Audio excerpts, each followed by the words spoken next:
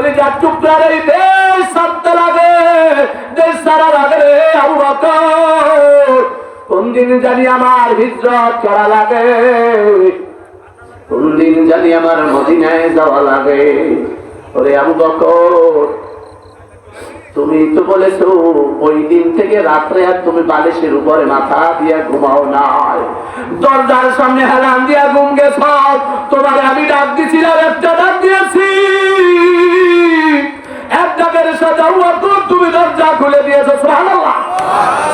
ওরে আবু বকর, তোমাকে নিয়ে আমি যে গুহার মধ্যে একটা রাত ছিলাম, ওই গুহার মধ্যে একটা রাত্র যে আমি আবু বকর তোমাকে নিয়েছিলাম, ওই এক রাতের নেকি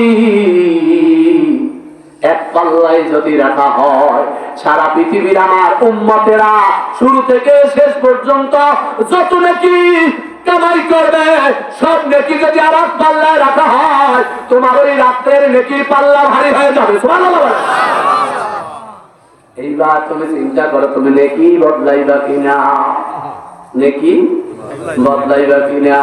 এর বাজার চোখ একটু বন্ধ করে দেখো রে বাজার, আমল নামা আমরা কে দিয়ে ভরে ফেলেছি। গুনার গুনা, গুনার সাগরে আমরা হাবুডাবু খাই, কথা বলেন ঠিক কিনা। গুনা করে কাটাইরা জিন্দেগি, সময় থাকতে না করিলাম বন্দেগি, সময় থাকতে না করিলাম বন্দেগি। ছেলে মেয়ের জন্য কত কষ্ট করলাম, সংসারের জন্য কত কষ্ট করলাম, ঠিক কিনা কন।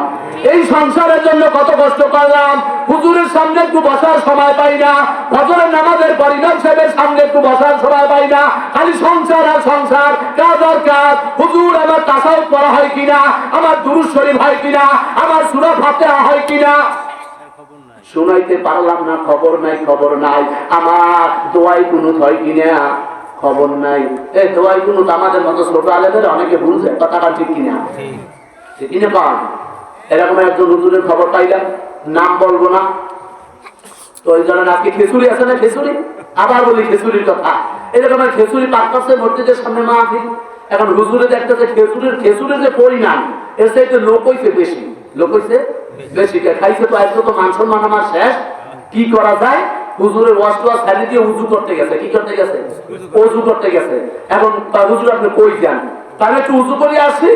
এবার আজ আমি তোমাদের থেকে পড়ালো, পড়া কিনা তোমরা দোয়াই কুনুত পারো, কিনা কিনা দোয়াই কুনুত